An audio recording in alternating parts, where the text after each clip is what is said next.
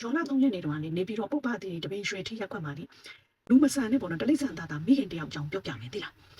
ဘလို့ဖြစ်လဲဆိုတော့ဖြစ်ကအဲ့ဒီမိန်းမကအမျိုးသမီးမှာကြီးစားရှိတယ်သမီး2ယောက်ရှိတယ်သမီး1ယောက်က73နှစ်1ယောက်က8နှစ်ပဲရှိသေးတယ်သူ့မှာလက်ရှိလောလောဆယ်ကြီးစားရှိတယ်အသက်50နဲ့ဦးဝင်းပေါ်ဆိုတဲ့လူ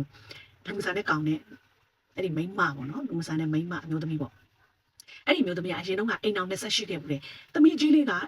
ပထမအိမ်အောင်နေရတာသမီးငယ်လေးကရှင်းနေသမီးလေးဒုတိယအိမ်အောင်နေရတာအခုတတိယရီးစားပေါ့တတိယရီးစားကိုအဲ့ဒီတပင်ရွှေထီရက်ကွက်မှာပဲဒီအဲ့ဒီတတိယရီးစားကအိမ်လာအိတ်တယ်အိတ်ပြီးတော့ဒီသမီးတွေကိုသူနဲ့အတူတူနေဖို့ဒီမိန်းမစီကိုခွင့်တောင်းတော့အဲ့ဒီမိန်းမကသမီးတွေကိုအတင်းချက်ခိုင်းစေတာနေပေးလိုက်ဆိုပြီးတော့အဲ့ဒီမှာနေကလေးတွေကအသက်မပြည့်သေးတဲ့ကလေးတွေကလိမ်မိုင်းဆိုင်ရာကျူးလွန်မှုနဲ့ဒီကျူးလွန်ခံရတယ်ပေါ့နော်ကျူးလွန်ခံရတယ်အချိန်ချင်းကျူးလွန်ခံရတယ်အဲ့ဒီနောက်ပြီးတဲ့ခါကျတော့သူတို့ဒီမိထီလာမျိုးတဲကိုကန်တစ်ခုမှလေသူတို့2ရက်တစ်ချိန်ဒီ10ရက်တစ်ချိန်တွားရောက်ပြီးတော့သူတို့မိသားစု3ယောက်ကိုတွားပြီးတော့သူနဲ့အဲ့ဒီလူနဲ့အတူတူနေရတယ်နောက်ထပ်တစ်ခါဒီဗာလဲတက်ကုန်းကတဲကိုကန်တစ်ခုမှလေအဲ့ဒီလိုပဲ2ချိန်တိတိနော်သတင်းကြွကြောင်းပဲရက်တစ်ချိန်9ရက်တစ်ချိန်အဲ့လိုမျိုး2ချိန်တိတိတွားပြီးတော့အတူတူနေပေးရတယ်ဒီကလေးတွေကအိမ်မှာလည်းအဲ့လိုပဲအချိန်ချင်းနေခံရတယ်ကျူးလွန်ခံရတယ်လိမ်ပိုင်းဆိုင်ရာကျူးလွန်ပြီးတော့ဒီသမီးတွေရောအမေရောဒီလိုပါပေါ့နော်အဲ့လိုလုပ်တာမအေးရဲ့အသုံးမချမှုမိခင်မဆန်တဲ့တလိษံသားမိခင်ရဲ့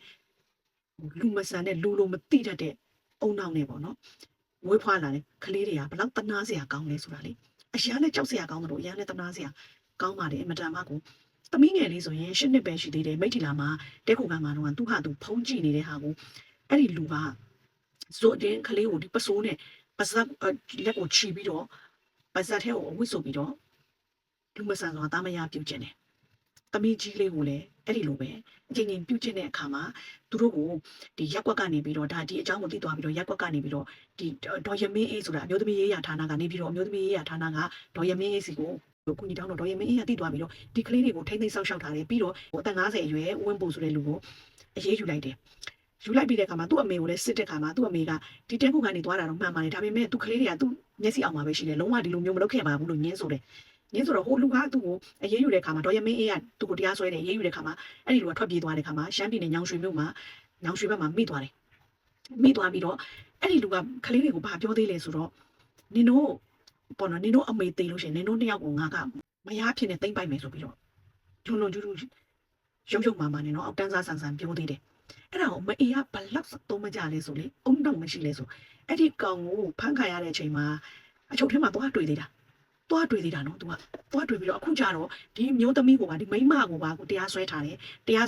အေးယူထားတာဖြစ်တဲ့အတွက်ဒီမိန်းမလည်းထွက်ပြေးနေရတယ်ထွက်ပြေးတိမ်းရှောင်နေရတယ်ကလေးတွေကတော့အခုဒီနေပြည်တော်ကဒီအမျိုးသမီးရေးရဌာနကဒေါ်ရမင်းအေးကထိမ့်သိမ်းဆောက်ရှောက်ထားတယ်ပေါ့နော်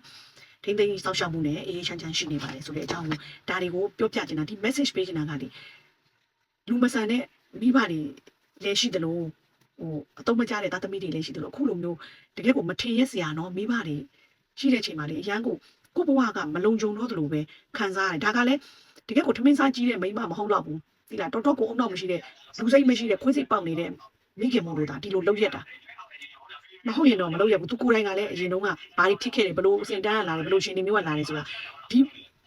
အခြေအနေကြီးကိုကြည့်လိုက်တာနဲ့အရန်သိတာလေမိမကောင်းမဟုတ်မှန်းလေအဲ့တော့အားလုံးပဲပေါ့နော်ဒါဟိုစိတ်မကောင်းစွာနဲ့နားထောင်ရလိမ့်မယ်လို့ထင်တယ်ကျမလည်းဒီဟာကိုမပြောချင်မယ်နဲ့စိတ်မကောင်းစွာနဲ့ဒီ breaking news အနေနဲ့ပဲကျမဒါလေးကို sharing လုပ်ပေးခြင်းဖြစ်ပါတယ်ကျေးဇူးများတင်ပါတယ်ရှင် Globe Trotter ချာကြီးပါဘိုင်ကျမဒီသတင်းလေးကိုအတူချုပ်ကလေးပြောပြတာနော်တကယ်လို့သတင်းတိကျသိချင်တယ်ဆိုလို့ရှိရင်အဲ့ဒီမှာတင်ထားတဲ့သတင်းတွေ Facebook မှာအများကြီးရှိပါတယ်တွားပြီးတော့ဖတ်ကြည့်လို့ရပါတယ်